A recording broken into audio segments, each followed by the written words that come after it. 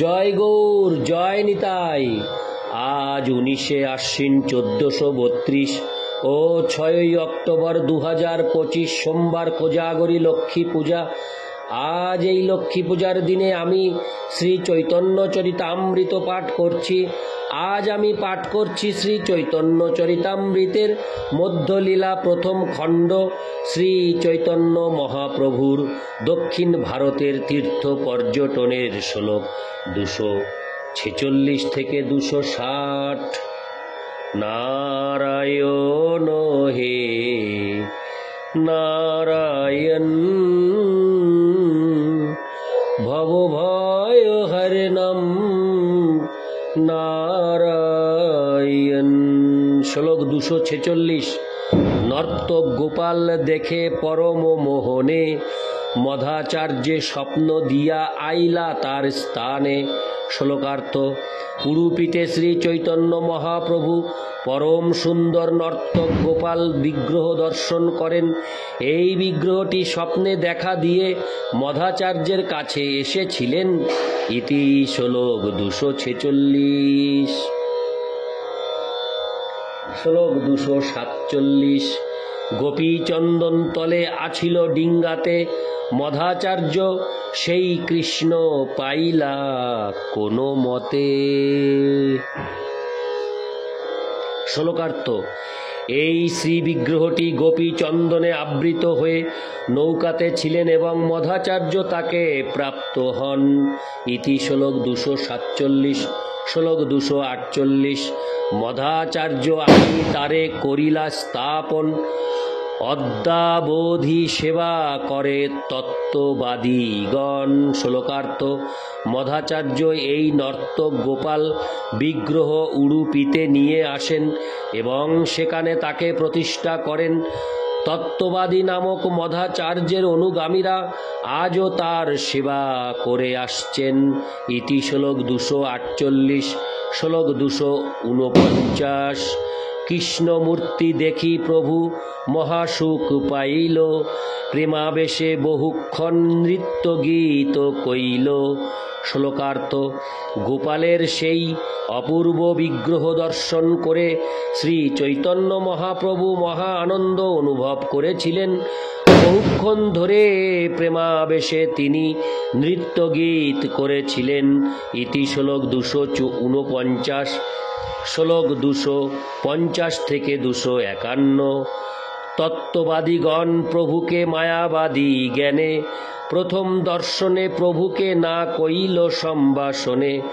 পাছে প্রেমাবেশ দেখি হইল চমৎকার, বৈষ্ণব জ্ঞানে বহুত করিল সৎকার। শ্লোকার্থ: প্রথমে তত্ত্ববাদী বৈষ্ণবেরা শ্রী চৈতন্য মহাপ্রভুকে মায়াবাদী সন্ন্যাসী বলে মনে করেছিলেন, তাই তারা প্রথম দর্শনে তাকে সম্ভাষণ করেননি।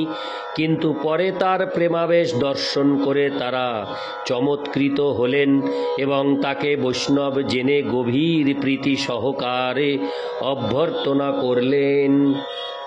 ইতি শ্লোক 250 থেকে 251। শ্লোক 252। বৈষ্ণবতা সবার অন্তরে গর্ব জানি, ঈষৎ হাসিয়া কিছু কহে গৌরমণি।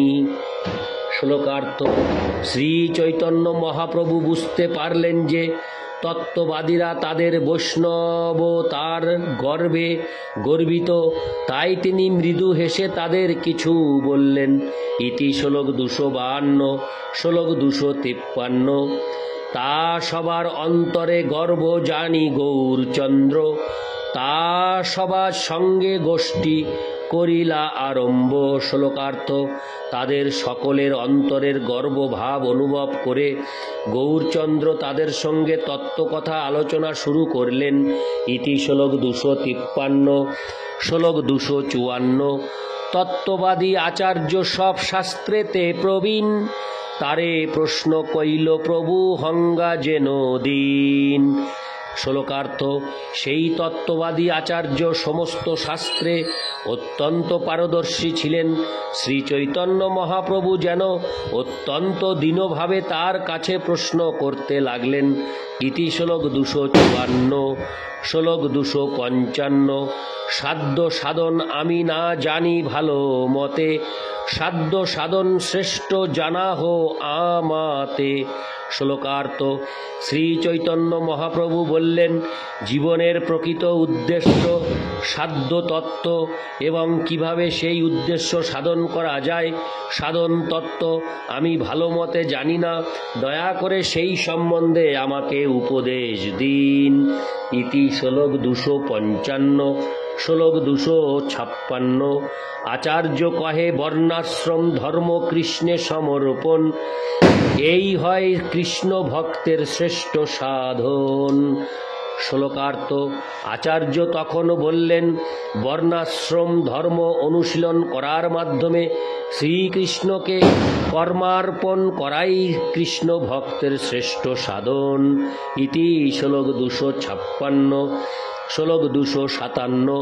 পঞ্চবিধ মুক্তি পাঙ্গা বৈকুণ্ঠে গমন, সাধ্য শ্রেষ্ঠ হয় এই শাস্ত্র নিরূপণ। শ্লোকার্থ।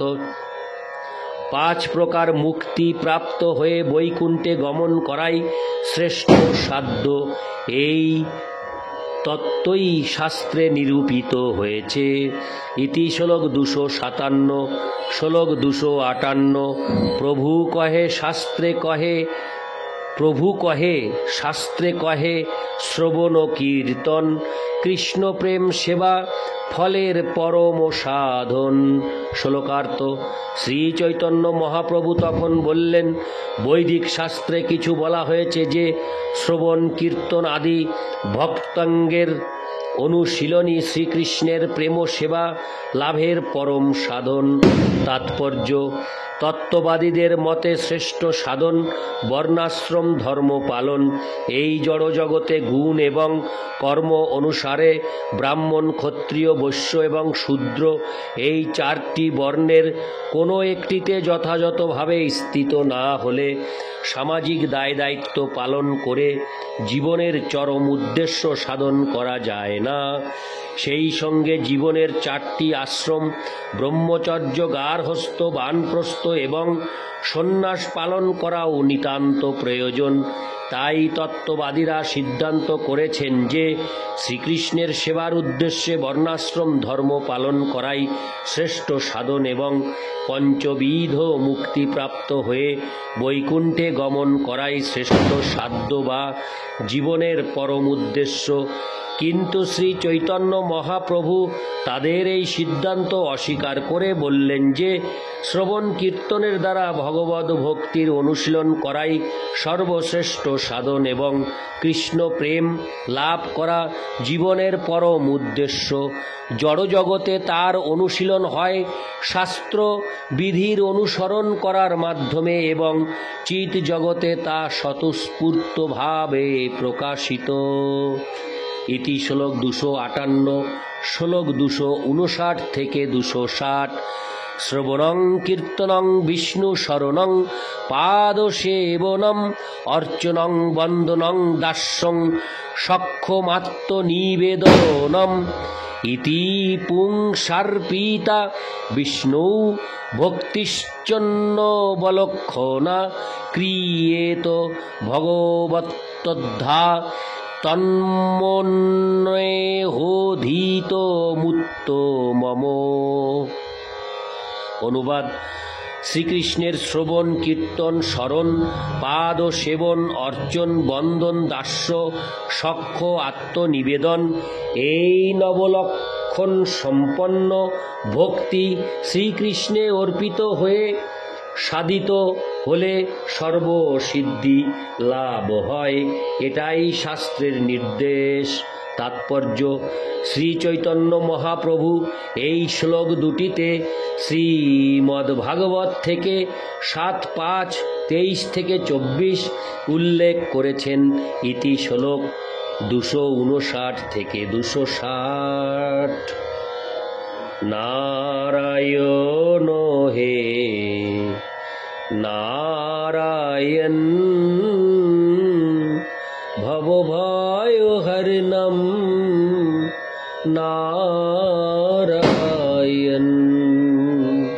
জয় নিতাই।